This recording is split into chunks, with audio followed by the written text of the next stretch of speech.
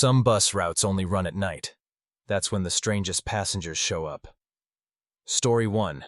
The 123A ran only twice a night, if at all. I'd missed the first, so when the second bus finally rumbled up to the rusted shelter at midnight, I didn't hesitate. The driver's window was rolled down, revealing a man with a flat-top haircut too precise for this world. His name tag read Cliff, but his eyes were two smudges of ash, fixed on the dashboard. No reflection, not even a glimpse of glass. The interior smelled of mildew and hairspray. 3 other passengers dozed in the back, their heads lolling like broken dolls. I settled into a seat near the front, my backpack damp against my legs. The bus idled. And idled. 5 minutes. Then 10. Cliff didn't speak. The engine didn't cough. The silence was thick, the kind that makes your own breath feel loud until even that stops. I checked my phone. No signal. Of course. The countryside here was a dead zone, and this route, this ghost route, the locals called it, ran through the blackest parts of all.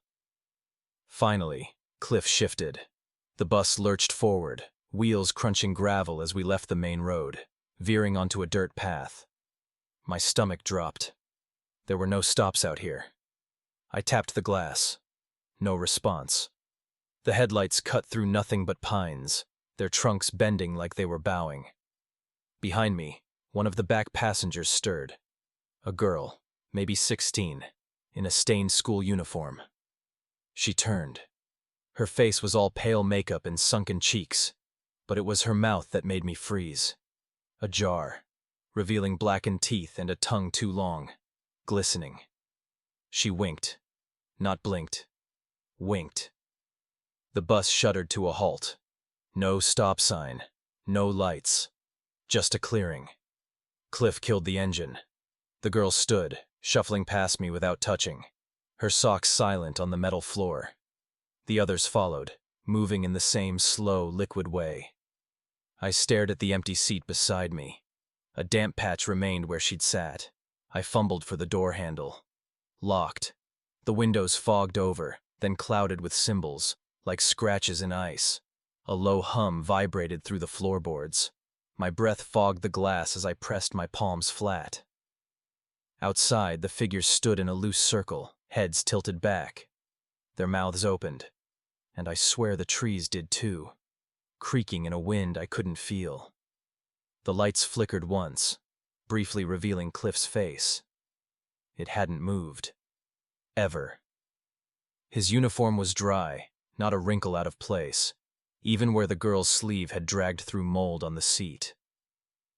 When the doors finally hissed open, I was alone.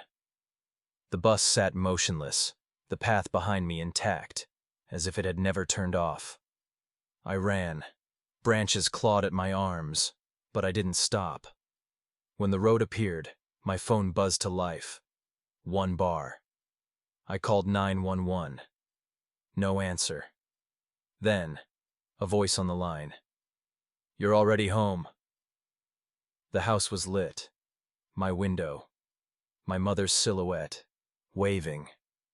I never took the 123A again. But some nights, I swear the bus stop is 1 beat too far away. And if you listen, the gravel crumbles just so, like small footsteps waiting to follow. Story 2. I was 23, fresh out of college and working the night shift at a 24-hour pharmacy in a town that barely showed up on a map. My commute was the only thing that broke the monotony. A solitary 2-hour bus ride on Route 12, the line that stitched together farms, cornfields, and the occasional gas station before spilling into the dark spine of the county highway. The bus pulled up at 2:15 a.m., its headlights cutting a thin white slash through the fog that clung to the road like a low-lying cloud. Inside, the driver, a weary man named Carl who never spoke unless the bus stalled, sat in his worn leather seat, his hands knotted around the steering wheel. The other passengers were the usual night owls, a trucker in a battered denim jacket, a high school senior with a backpack slung over her lap, and an elderly woman knitting with needles that clicked in the silence. There was an unsettling hush that night. The engine's low rumble was the only sound. punctuated occasionally by the squeak of the doors or the soft thud of a footstep. I tried to make small talk, but the driver only grunted, and the others kept their eyes fixed on the road, on their phones, on nothing at all. Halfway through the route, past the abandoned grain silo, a figure stepped onto the bus. He was tall, his coat dripping with the night's damp, and his face was obscured by the brim of a hat pulled low. He didn't take a seat. He simply stood in the aisle, shoulders hunched, his gloved hand resting on the pole. The bus jolted forward, then settled into a rhythm that seemed to swallow his presence. When the driver glanced in the rearview mirror, his eyes flicked past the stranger and landed on an empty seat where the high school senior had been sitting a few minutes earlier. She was gone. The trucker's bag lay abandoned on the floor. The elderly woman's knitting needles clattered to the floor as she stood, startled, looking around with a gasp that never left her mouth. I asked Carl, "Did anyone?" He didn't answer. He just tightened his grip on the wheel. The bus continued on, the fog thickening as the highway slipped deeper into darkness. The stranger never moved, never spoke. The only sound was the hum of the engine and the occasional soft clink of the woman's needles as she tried to gather them. When we finally reached the last stop, a small, dimly lit gas station with a flickering neon sign, I stepped off into the cold air, heart pounding, breath forming white clouds that vanished as quickly as the girl had. I turned back to the bus. The driver was still there, eyes fixed ahead, his mouth moving silently. The doors closed. The bus rolled away, the stranger's silhouette merging with the night. I walked to the station's parking lot, where the trucker's cab was empty, the seatbelt unbuckled, a half-empty coffee mug spilling onto the cracked vinyl. I never saw that passenger again, and I never learned what happened to the girl. The route still runs every night, the same fog, the same uneasy silence. Sometimes, when I catch a glimpse of a figure in the rear view, I wonder if the bus took something else with it that night, something that never returns.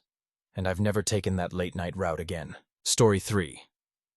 The 367 bus was supposed to get me home before midnight. It was 1:13 a.m. now, and the route had long since shed its last traces of urban noise. The highway shuddered beneath us, flanked by skeletal pines that clawed at the fogged windows. I hunched in my seat, replaying the driver's final warning. "This bus don't wait for nobody. Miss the stop, you're walking the rest." The bus groaned as it climbed a hill, its ancient engine wheezing. Only 2 of us remained. Me, slumped in seat 12A with a half-finished novel, and the man in the back. He'd been there since Route 8, his silhouette a smudge of stillness in seat 3B. The driver called him Mr. Holloway once, but the man didn't reply.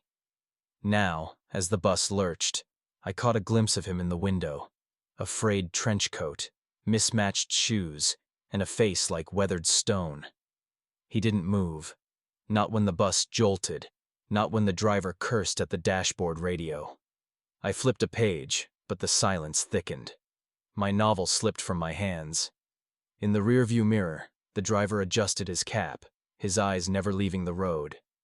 Then it began, a rhythmic tapping, not from the wheels, but from the seat behind me. Once, twice, once more. My pulse hummed. The tapping synced with the bus's groan, a macabre metronome. I risked a glance.